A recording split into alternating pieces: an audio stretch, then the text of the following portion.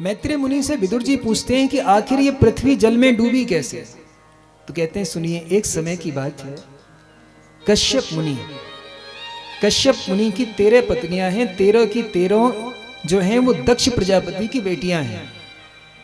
60 कन्याओं में से 13 कश्यप मुनि को आई हैं। इनमें दनु, सुरा, काष्टा, दिति, अदिति सब हैं, सुरसा। दरअसल कश्यप मुनि की ही संतानों में देवता भी आते हैं, दैत्य भी आते हैं। बड़े सुंदर बात है, ध्यान से समझना। इन्हीं की संतान है सर्प, इन्हीं की संतान है गरुड़, नाग भी इन्हीं की संतान है। इस सृष्टि में अधिकांशता भाग कश्यप मुनि के द्वारा आया हुआ है। तो इनकी एक सबसे छोटी पत्नी है, नाम है दिति। एक बार शाम के समय इन्होंने काम के आवेश में आके अपने पति का आलिंगन कर लिया। पति संध्या कर रहे थे, कश्यप मुनि संध्या कर रहे थे, नहीं मानी तो उन्होंने विधि का विधान समझ के इनको संतुष्ट किया, लेकिन श्राप दे डाला कि तुम्हारे गर्भ में 2 बालक होंगे और दोनों ही राक्षस योनि के होने वाले।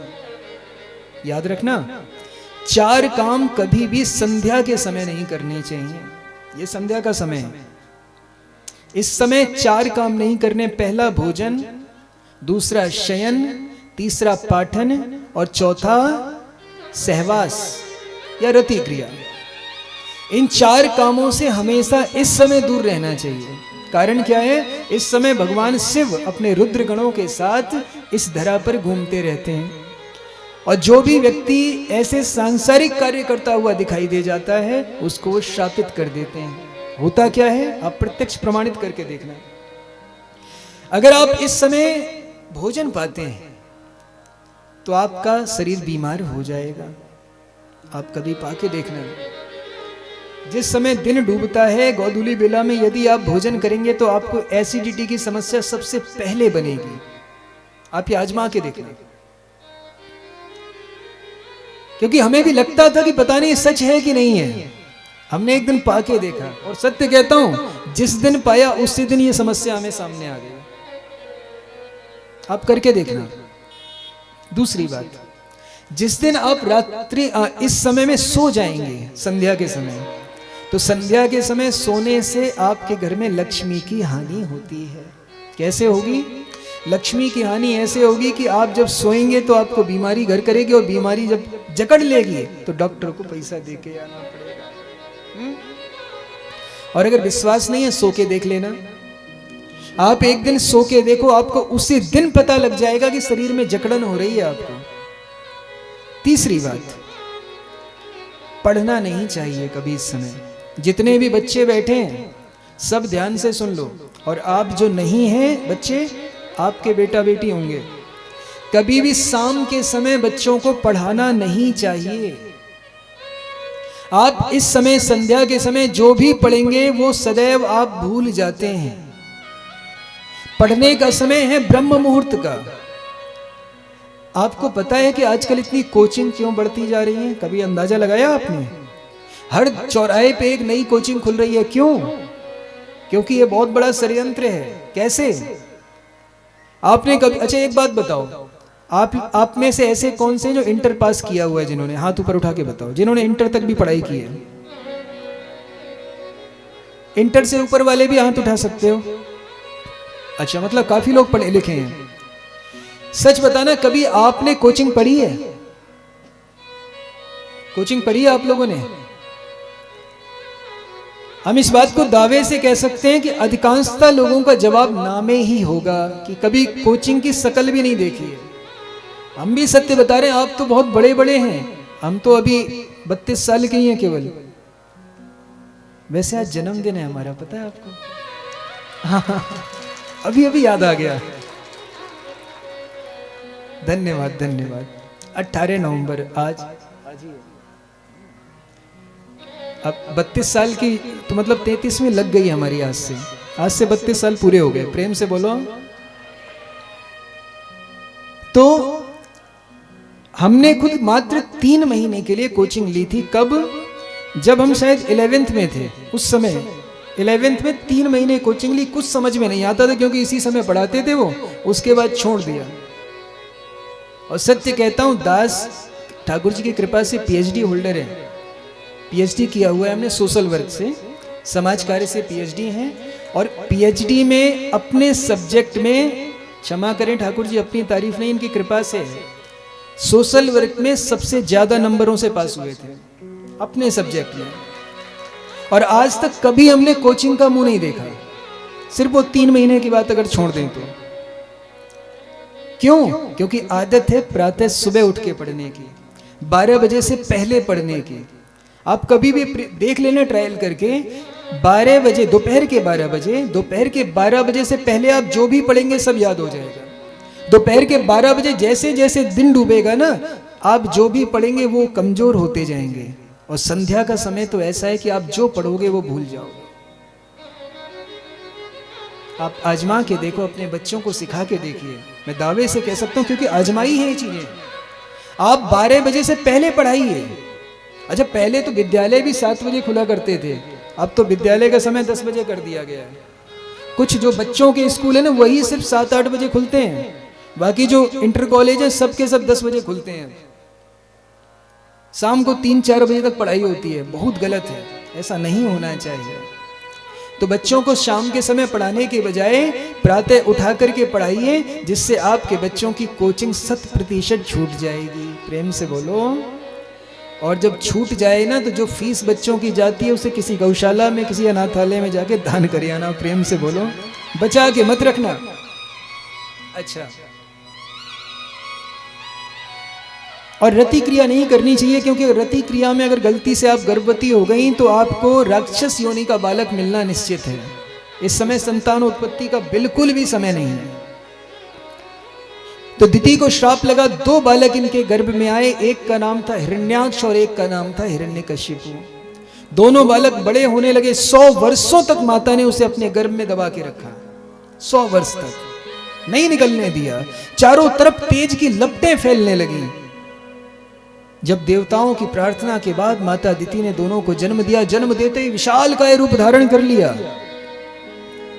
एक बार की बात है, हिरण्याक्ष और हिरण्यकशिपु दोनों को युद्ध करने की इच्छा हुई, देवताओं पे आक्रमण कर दिया। आक्रमण ऐसा, सारे देवता छोड़ के भाग गए। हिरण्याक्ष को क्रोध आया, जब कोई लड़ाई करने को नहीं मिला तो उसने पृथ्वी को उठाया और पृथ्वी को जल में डुबो दिया, हिरण्याक्ष ने।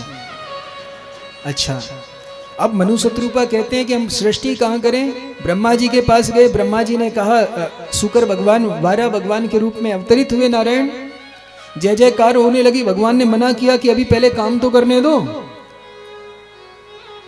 भगवान चल दिए मदमस्त हाथी की चाल, पृथ्वी को जल से निकाला है और चल दिए उसकी रक्षा के, उसको स्थापित करने के लिए।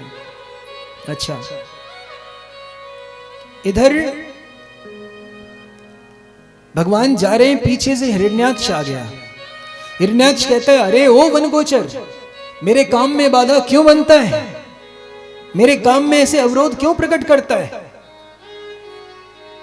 तरह तरह की गालियां दी, दुत्कारा, लेकिन भगवान ने एक नहीं सुनी और पहले पृथ्वी को स्थापित किया, उसके बाद ही भगवान पीछे मुड़े हैं। जैसे ही पृथ्वी को स्थापित किया, भगवान पीछे मुड़े। पीछे मुड़ के भगवान कहते हैं, सुनो, सत्यम वयम भो वन गोचरा मृगा युष्म द्विधान मृगये ग्राम सिंहा।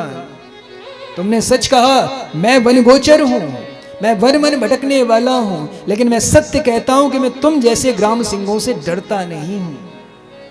जरा विचार करो, किसी को अगर ग्राम सिंह कह दिया जाए तो क्या होगा। ग्राम सिंह पता है किसे कहते हैं, किसे कहते हैं? अच्छा, सिंह किसे कहते हैं? सिंह कहते हैं शेर को, और ग्राम सिंह पता है? ग्राम सिंह कहते हैं कुत्ते को। अब ग्राम सिंह जैसे ही कहा तो क्रोध आया हिरण्याक्ष को, प्रहार करने लगा भगवान पर। जैसे ही प्रहार किया, भगवान पीछे मुड़े और एक ही मुष्टि का प्रहार में हिरण्याक्ष का गोविंदाय नमो नमः कर दिया। बोले भक्त वत्सल भगवान की। हिरण्याक्ष धराशायी हो गया और हिरण्याक्ष का वध करके आज भगवान ने जनमानस का उद्धार किया है, उपकार किया इन पे। मनु और शत्रुपा ने इसमें सृष्टि की है और 3 कन्याओं को जन्म दिया, आकुति, देवहूति और प्रसूति, और 2 पुत्रों को जन्म दिया है, उत्तानपाद और प्रियव्रत। प्रेम से बोलो।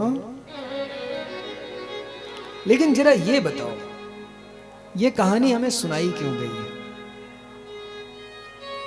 जी? क्या शिक्षा मिली इससे? बस हिरण्याक्ष मर गया ना। हमने कहा था ना, हर कथा जीवन में कुछ ना कुछ संदेश देती है, और ये कथा उन लोगों के लिए बहुत महत्वपूर्ण है जो कंपटीशन की तैयारी या किसी लक्ष्य को पाने के लिए अग्रसर है। भगवान का अवतरण हुआ, भगवान का लक्ष्य था कि पृथ्वी को उसकी कक्षा में स्थापित करना है। भगवान अपने कार्य की ओर आगे बढ़े, लोगों ने जय जयकार शुरू कर दी। भगवान ने कहा अभी नहीं करनी है। क्यों? क्या संकेत है? देखो, आप में से बहुत से लोग ऐसे हैं जो किसी ना किसी कंपटीशन की तैयारी, किसी ना किसी बिजनेस की तैयारी, किसी ना किसी व्यापार के लिए लगे होंगे। ऐसे लोगों को अक्सर क्या होता है, जब हम किसी लक्ष्य की ओर अग्रसर होते हैं तो हमारे पड़ोस वाले हमारी खूब तारीफें करते हैं, और वो तारीफें कम, हमारा मजाक ज्यादा उड़ाते हैं। जैसे आपके बेटे ने कभी संकल्प ले लिया, मुझे IAS या IPS के एग्जाम देने हैं, कॉम्पिटिटिव एग्जाम है, बहुत कठिन है। पड़ोसी ने देखा कि इसके घर की हालत क्या है, ये दे पाएगा नहीं, उसको पता है नहीं दे पाएगा, वो उसको लगता है नहीं दे पाएगा, लेकिन आपका मजाक उड़ाने के लिए आपकी तारीफें करेगा। अगर आप उन तारीफों के पुलिंदे में बंध गए तो आप तारीफों से फूल गए, तो तारीफों के कारण आप अपना प्रयास नहीं कर पाओगे। क्यों? क्योंकि आपको लगेगा हम तो बलशाली हैं, हम तो क्रैक कर लेंगे, और वो क्रैक करने के चक्कर में आप अटक जाएंगे। पहली बात, पहली शिक्षा कि किसी भी काम को करने जा रहे हो तो तारीफों को कभी नहीं सुनना चाहिए।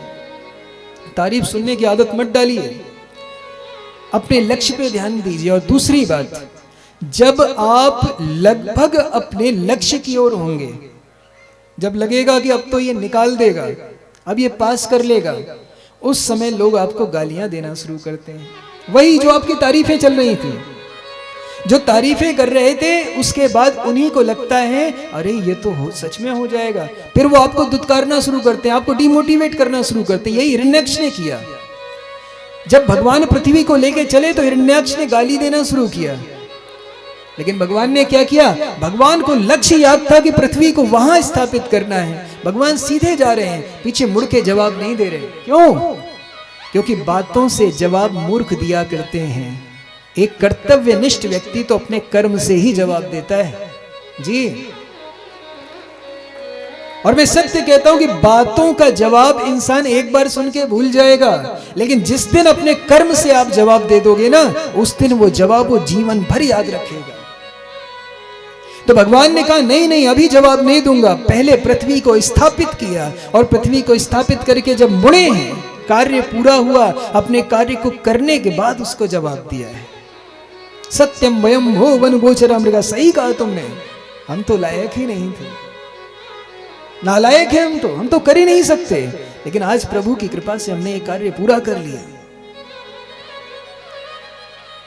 सत्य बता रहा हूं, जिस दिन आप सफलता को पालेंगे, उस दिन ये जो आपकी बुराइयां कर रहे थे ना, ये आपके पीछे पीछे घूमने लग जाएंगे। लेकिन कब? जब आप इनकी बातों से डिगेंगे नहीं, अपने लक्ष्य को हासिल कीजिए, उसके बाद इनसे बात कीजिए। प्रेम से बोलो।